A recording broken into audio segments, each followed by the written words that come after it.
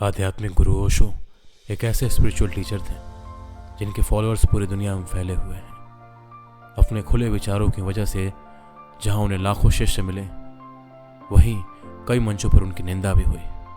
उनकी मृत्यु के 25 साल बाद भी उनका साहित्य लोगों तक उनके संदेश पहुंचा रहा है और लोगों का मार्गदर्शन कर रहा है। आज मैं आपको ओशो के 50 ऐसे उपदेश बताऊंगा जिसे आप अपनाकर जानकर अपनी जिंदगी बदल सकते हैं।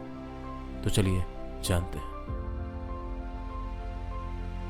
केवल वो लोग जो कुछ भी नहीं बनने के लिए तैयार हैं प्रेम कर सकते हैं। दूसरा, यहां कोई भी आपका सपना पूरा करने के लिए नहीं है। हर कोई अपनी तकदीर और अपनी हकीकत बनाने में लगा है। तीसरा, अगर आप सच देखना चाहते हैं तो ना सहमति और ना असहमति में राय रखिए। चौथा, कोई चुनाव मत करिए। जीवन को ऐसे अपनाइए जैसे वो अपनी समग्रता में है। पांचवा, जब प्यार और नफरत दोनों ही ना हो तो हर चीज साफ और स्पष्ट हो जाती है। छठा, जीवन ठहराव और गति के बीच का संतुलन है। सातवां, मूर्ख दूसरों पर हंसते हैं, बुद्धिमत्ता खुद पर। आठवां, उस तरह मत चलिए जिस तरह डर आपको चलाए, उस तरह चलिए जिस तरह प्रेम आपको चलाए, उस तरह चलिए जिस तरह खुशी आपको चलाए। नौवां, किसी से किसी भी तरह की प्रतिस्पर्धा की आवश्यकता नहीं है। आप स्वयं में जैसे हैं एकदम सही हैं, खुद को स्वीकारिए। 10वां, आप जितने लोगों को चाहें उतने लोगों को प्रेम कर सकते हैं। इसका यह मतलब नहीं कि आप एक दिन में दिवालिया हो जाएंगे और कहेंगे अब मेरे पास प्रेम नहीं है। जहां तक प्रेम का सवाल है, आप दिवालिया नहीं हो सकते। 11वां, सवाल यह नहीं कि कितना सीखा जा सकता है, इसके उलट सवाल यह है कि कितना भुलाया जा सकता है। 12वां, मित्रता शुद्धतम प्रेम है।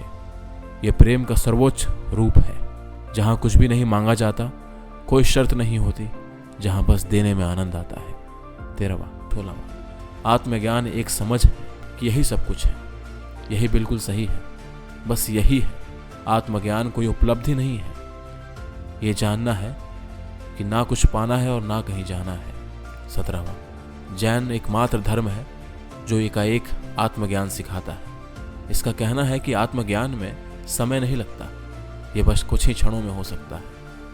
18वां, अर्थ मनुष्य द्वारा बनाए गए हैं और चूंकि आप लगातार अर्थ जानने में लगे रहते हैं, इसलिए आप अर्थहीन महसूस करने लगते हैं।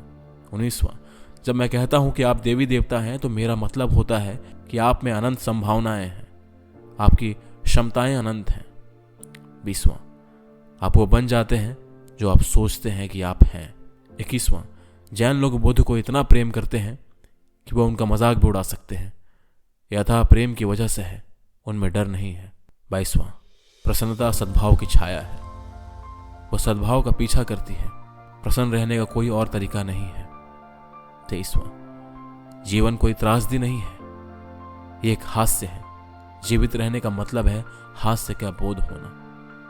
24वां, अधिक से अधिक भोले, कम ज्ञानी और बच्चों की तरह बनिए।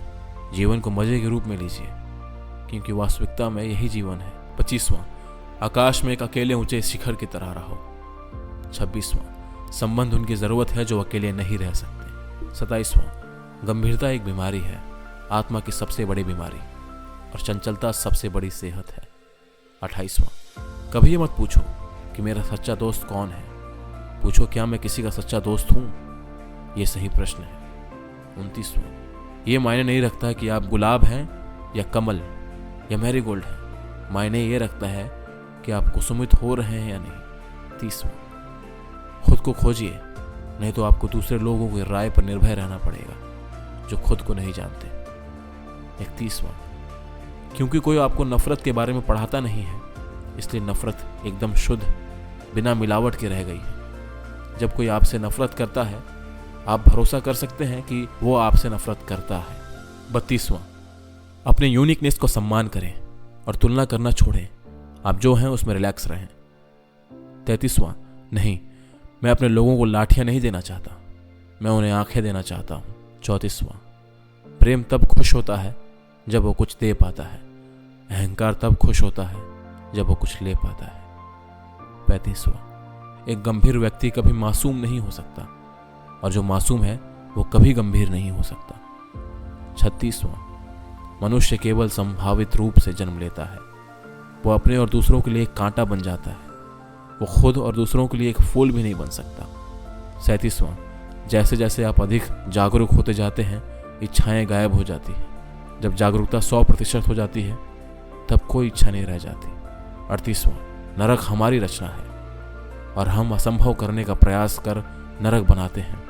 स्वर्ग हमारी प्रकृति है, ये हमारी सहजता है, ये वो जगह है जहां हम हमेशा होते हैं। 39वां, सच्चा प्रेम अकेलेपन से बचना नहीं है। सच्चा प्रेम बहुत हुआ अकेलापन है। अकेले रहने में कोई इतना खुश रहता है कि वो इसे बांटना नहीं चाहता है। 40वां, जब आप अलग हैं तो पूरी दुनिया अलग है। ये दूसरी दुनिया बनाने का सवाल नहीं है, ये केवल एक अलग आप बनने का सवाल है। 41वां, वो जो आपको दुखी बनाता है केवल वही पाप है। वो जो आपको खुद से दूर ले जाता है केवल उसी से बचने की ज़रूरत है। 42वां, बीते हुए कल के कारण बेकार में बोझिल ना हो। जो पाठ आपने पढ़ लिया है उन्हें बंद करते जाएं, बार बार उन पर जाने की ज़रूरत नहीं है। 43वां, खुद को वैसे स्वीकार करें जैसे आप हैं, और ये दुनिया का सबसे कठिन काम है क्योंकि ये आपकी ट्रेनिंग, एजुकेशन और कल्चर के खिलाफ है। 44वां, शेयर करना सबसे मूल्यवान धार्मिक अनुभव है। शेयर करना अच्छा है। 45वां, आप बाहरी रूप को बदलते हुए कई जिंदगियां लगा देंगे, फिर भी कभी संतुष्ट नहीं हो पाएंगे। जब तक कि भीतर का बदलाव नहीं होगा, बाहर कभी भी परफेक्ट नहीं हो सकता। 46वां, ये इनपरफेक्ट है और इसलिए ये ग्रो कर रहा है। अगर ये परफेक्ट होता तो ये मर चुका होता। ग्रोथ तभी संभव है जब इनपरफेक्शन हो।